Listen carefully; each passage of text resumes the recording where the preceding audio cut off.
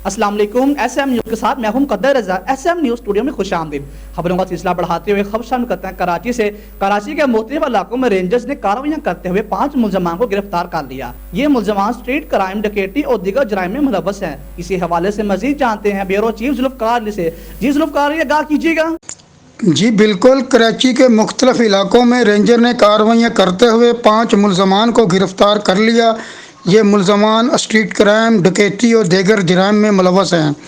Pakistan ranger Sindh के तर्जमान ने एक बयान में बताया कि गिरफ़्तार मुलजमान में जमील, सलमान, शाहनवाज, मोहम्मद शान और साजिद शामिल हैं। मुलजमान ने दौरान तफ्तीश बैंक डकैतियों में मुलव्वस होने का इतराफ़ किया है। मुलजमान ने घरों, दुकानों और मनी चेंजर से रकम लेकर निकलने वालों को लूटने का भी इतराफ़ किया है। मुलजमान के कब्ज़े से असला, मोटरसाइकिल, जेवरात, नकदी और मोबाइल फ़ोन बरामद करके कानूनी चाराजोई के लिए पुलिस के हवाले कर दिया गया। जी बहुत शुक्रिया जुल्फ़िकार अली, हमें तफसीलात से आगाह करने का।